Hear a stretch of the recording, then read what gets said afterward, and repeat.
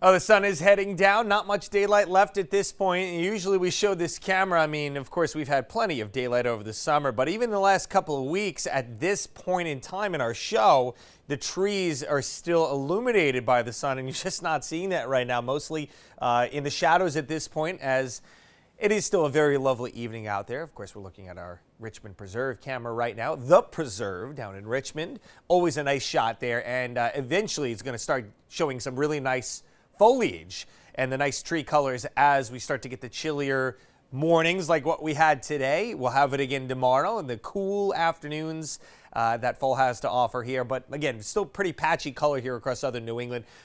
Northern New England, an entirely different story as it is really getting colorful, especially up in places like Vermont right now.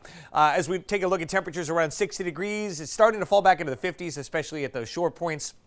So if you have plans outdoors this evening, make sure you grab a light jacket or a sweatshirt, something of that variety. It's going to get pretty cold again, but the real cold stuff doesn't come until after midnight into tomorrow morning. Winds out of the southwest. You know, in the summertime, southwest winds are usually a good thing, but water temperature is starting to get a little chillier at this point, so that does play a factor. It is going to keep the shore points a little bit warmer as we head into another cold overnight, where we probably won't see the temperatures get much below the 50s, whereas inland we're going to be dealing with those 40s come tomorrow morning.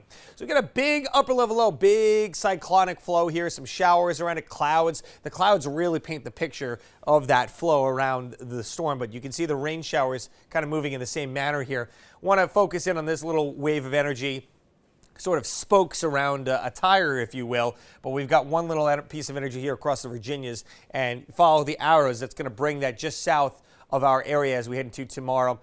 Maybe a sprinkle overnight, but we're mostly dry, so not anticipating anything like that. We have the ISS viewing, the Starlink satellites this evening. I'm used to going out and seeing the ISS. I have never tried to see the Starlinks. I'm going to make tonight the first time I do. I hope you do as well. And again, if you snap a picture or video, make sure to tag us on social media so we can show that here on ABC6 News tonight. We do, again, expect a couple of light showers mostly during the first half of tomorrow. You see all these inland temperatures, by the way, in the blue boxes here in the 40s. And as I was saying, probably not going to see the shore points drop below 50 degrees, so a little bit warmer there. We're also, of course, starting to get into the time of October where we begin to get our first frosts of the year. I think at this point we would all probably prefer that because that helps to wipe out the mosquito population, especially with those borne illnesses. But it's something we'll be watching in the coming weeks here across our area. There you can see the showers come through. Again, mostly the AM hours, perhaps lingering in our eastern locations, places like Plymouth, down to Cape Cod. Could see that shower as late as maybe 1, 2 o'clock. But outside of that, it's not a terrible day tomorrow. And the rest of the week looks pretty good as well. So never too soon to start looking to the weekend, right? It's Monday. But with all the rain that we've had lately, I've been so almost abject and not wanting to look at the models looking ahead towards the weekend.